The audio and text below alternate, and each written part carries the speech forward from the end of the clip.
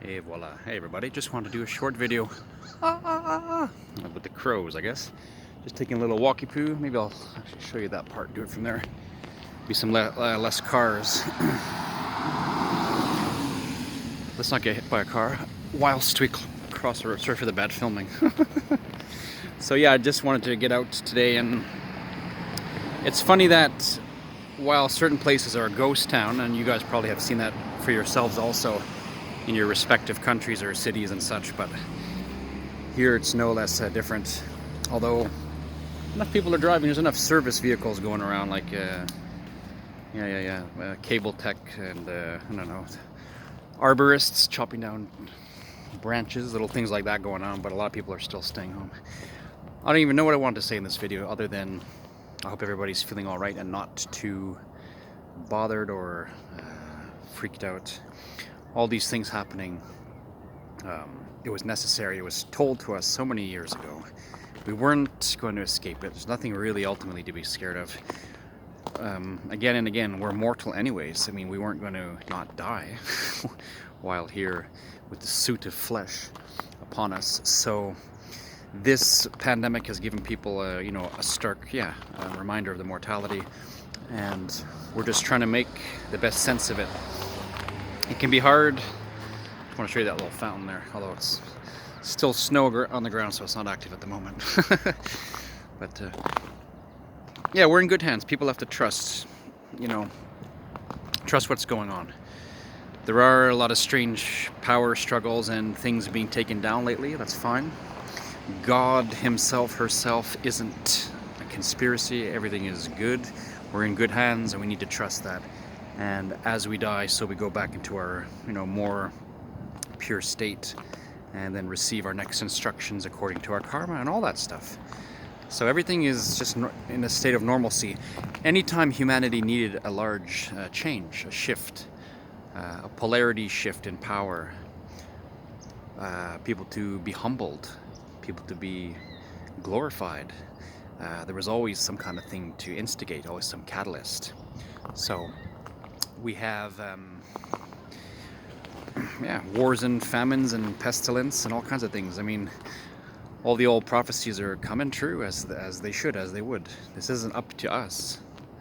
It was up to the divine mind, and we are linked with that. And the more that we purify our own mind and come to terms with this, then the more we realize that we are one with it. We're sharing it, the operation, as it were. We're being operated on. So take that as you will. The little geese are still there. Yeah, it's funny to see the nature. The animals are trying to come out. The birds and such. Here, it's spring is trying to come along with the winter hanging on at the moment. But yeah, I think in general, the animals are kind of like, whoa, there's less people. What's going on? Maybe it's nice for them. It's more of a peaceful state of mind or something. I don't know. So yeah, I just want to put a fast message that everybody just relax, trust this process very well. When we come out from the divine state of the pure essence being of the God, then worlds, what they call realms or aeons, are created. And these aeons consist and have within them multiple planets and dimensions, and they are on a time zone. The Earth is a tiny little thing, one of very, very many schools and houses for these processes. The Earth itself is not eternal. It is a home for a period of time, and just like your body is. And within this, within the whole aeon, within the whole bubble of this particular neck of the woods in the galaxy or in the multiverse, it's set to a period of time, and then the eternal being that you and I are experience it. I know that it's hard to detach from these places. Some people are very attached to the planet. I understand how that can be. It's hard to let go from the place where you've grown, as my old friend Travis Meeks used to say in one of his songs. Good band, by the way, Days of the New. So humanity gets another reminder about detaching from the impermanent. If you attach yourself more and more, for lack of a term, or not even attach, but find yourself as the eternal being, then whatever is passing outside has less and less bother to you, less concern in a way. Now, that doesn't mean laugh at the world, watch it burn. We're going to fight. I myself, you can call me an earth warrior too. I don't want to see the planet neglected and destroyed because of stupid greed. Obviously, we want life to succeed. We want to keep this house going for as long as we can, so more and more spirits can keep incarnating and learning their lessons. There is an ascension process that is constantly going on all over the multiverse. This earth is only one little place. So we find ourselves here, we find ourselves at a time of crisis, and we find ourselves waking up and realizing a lot of our neglect and greed and stupidity isn't gonna last, baby. Of course not, how could it? I was saying to a few friends recently about that, like if we were immortal and had everything easy, we wouldn't grow. Like in the Hindu sagas, when they mention that the gods themselves, after a time, the devas, in their little heavenly world, where everything is easy, you see a tree, you want to taste something, you pluck whatever the fruit from it, and you imagine whatever you want it to be and taste like you have an unlimited supply. Everything's too easy. That gets boring, and even Buddha recommended people not to be attached to this idea of paradise. You think of the many different religions and philosophies that talked about heavens and what they are and what they give.